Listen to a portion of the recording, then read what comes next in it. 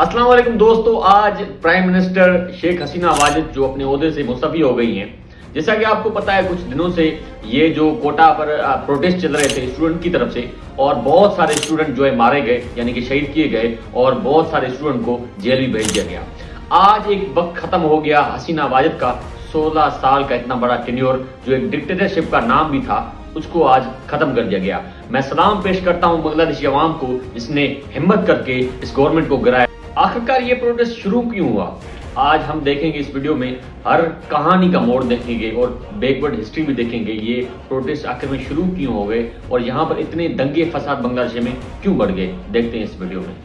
असल में ये मसला 1970 का मसला है, जब पाकिस्तान और बांग्लादेश एक साथ रहते थे। एक था ईस्ट पाकिस्तान, दूसरा था वेस्ट पाकिस्तान। वेस्ट पाकिस्तान जो है, एक तरफ से ये बांग्लादेश जो अभी आजाद हो चुका है, वो था बांग्लादेश तब के टाइम में। और ये बांग्लादेश में होता यूं है कि वहां पर जो है अवामी लीग एक उभरकर पार्टी आती है, जिसका सरबराह होता है शेख मुजीबुर रहमान। शेख मुजीबुर रहमान 1970 में एक इलेक्शन होते हैं, जनरल इलेक्शन पाकिस्तान में, जिसमें पाकिस्तान पीपल्स पार्टी और अवामी लीग, दो बड़ी पार्टीज इसमें हिस्सा लेती हैं। पाकिस्तान पीपल्स पार्टी सिर्फ महज 80 सीट्स हासिल कर सकती है और अवामी लीग जो है 160 सीट हासिल करती है। दरअसल एक बहुत बड़ा मार्जिन था अवामी लीग के लिए कि वो अपना हुकूमत जो है जारी कर सके। मसला बीच में ये गड़बड़ हो गई कि वहां के जो याया खान थे, जनरल थे पाकिस्तान के, उन्होंने मसला क्रिएट कर दिया। और जुल्फिकार अली भुट्टो ने उन्होंने कहा कि जब इलेक्शन हो रहे हैं, यानी कि बांग्लादेश इतना एक बड़ा सूबा था, यानी कि कह सकते हैं कि 1/3 हिस्सा, यानी कि सारा जो आधा पाकिस्तान, आधे से ज्यादा जो है बांग्लादेश का हिस्सा था। उस टाइम अवामी लीग ने 160 सीटें हासिल की थी तब 1970 के इलेक्शन में। हालांकि हक तो इनका होना चाहिए था कि शेख मुजीबुर रहमान हुकूमत करे, पर मसला ये क्रिएट हो गया कि उन्होंने ये बताया कि बांग्लादेश जो है ना, उनकी जो है नेशनल लैंग्वेज उर्दू है, वो कमजोर हैं, वो नीचे गिरे हुए लोग हैं, इसलिए उनको हुकूमत नहीं दी गई। उसके बाद जुल्फिकार अली भुट्टो हुकूमत करते हैं और उसके बाद बगावत शुरू हो जाती है। बगावत का सबसे बड़ा ये होता है कि शेख मुजीबुर रहमान को जेल में डाल दिया जाता है और उसके बाद मुजीबुर रहमान जो एक मशहूर लीडर उभर कर आते हैं। 1971 में बांग्लादेश आजाद हो चुका होता है। बांग्लादेश का जो है इंडिया ने भरपूर तरीके से साथ दिया आजाद होने में। फिर 1971 में जो फ्रीडम फाइटर्स से बांग्लादेश, उनको 1972 के कॉन्स्टिट्यूशन में यानी कि जॉब्स दी गई। तब के टाइम में 56% जो है कोटा रखा गया फ्रीडम फाइटर्स के लिए, सिर्फ फ्रीडम फाइटर्स के लिए, ये मेरा लफ्ज याद रखें। वहां पर जिन्होंने जंग लड़ी थी, उस हिसाब से उनको गवर्नमेंट में जॉब्स दी गई। उसके बाद 2010 में फिर से कॉन्स्टिट्यूशन में अमेंडमेंट की जाती है और उसमें यह बताया जाता है कि जो फ्रीडम फाइटर्स हैं, उनके बेटे, यानी कि उनके बेटे यानी कि पूरा खानदान, ये मतलब अनइंडेड टॉपिक था, अनइंडेड इशू था। जब तक उनकी खानदान जो है, खानदान चलता रहेगा, उनको जॉब्स मिलती रहेंगी। दरअसल एक ये जो है, मैं कह सकता हूं कि हसीना वाजिद की बड़ी नाकामी थी, यानी कि खुल्लम खुला जो है डिक्टेटरशिप थी।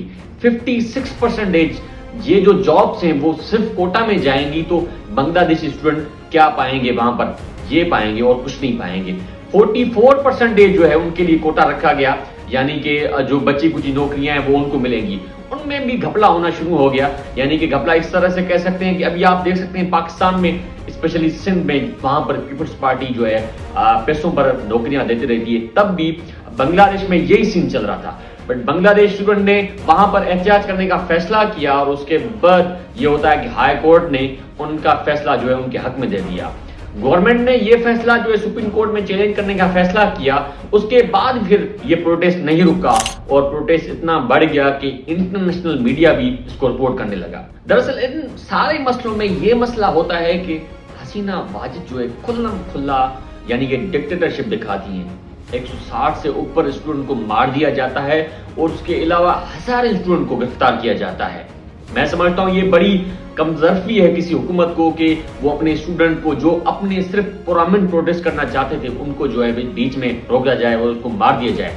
और कई ज्यादा स्टूडेंट जो हैं दरअसल आगे भी बढ़ चुके प्राइम मिनिस्टर के करीब, और वहां पर भी भरपूर उन्होंने प्रोटेस्ट किया।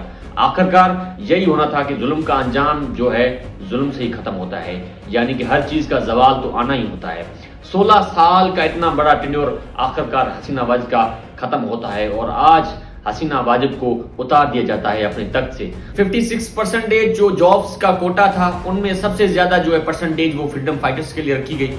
اس میں زیادہ 10% جو ہے وومنس کے لیے رکھی گئی اور 5% جو ہے مائنورٹیز کے لیے اور 1% ڈسیبل جو بندے تھے ان کے لیے رکھی گئی. یعنی کہ ان کو جابس ملنی تھی گھر میں بیٹھے بیٹھے, کوئی چیز ان کو نہیں کرنی تھی, صرف گھر میں جاب ملتی تھی. حالانکہ ان کا تو کچھ ٹھیکہ تو اٹھانا تھا, پھر گورنمنٹ خود ان کا ٹھیکہ اٹھاتی ہے اور ان میں سے بھی کرپشن ہوتی ہیں اور کرپشن کے بہت سارے ریکارڈ جو ہے آ جاتے ہیں نیوز پیپر پر, نیوز لیک ہو جاتی ہیں جو کرپشن ہوتی رہتی ہے. دراصل میں سمجھتا ہوں سب سے بڑا یہ مسئلہ حسینہ واجد کا یہی تھا کہ ان کو جو ہے ان کی باتیں ماننی چاہیے تھی اور اپنا یہ ڈکٹیٹرشپ والا جو دماغ تھا تھوڑا سا پیچھے رکھنا چاہیے تھا.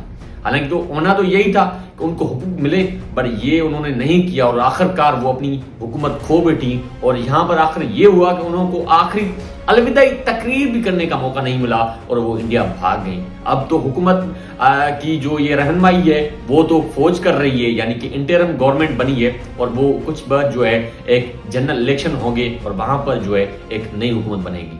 اور سارے مسئلے تھے حسینہ واجد کی حکومت میں, کچھ پارٹیز کو بین کر دیا گیا. یہ بین والی پالیسی جو ہے ڈکٹیٹرشپ بھی کرتے ہیں, جیسے کہ ایوب خان نے کیا تھا, یعنی کہ 7000 سیاستدانوں کو جو ہے تا حیات انہوں نے نااہل کر دیا تھا.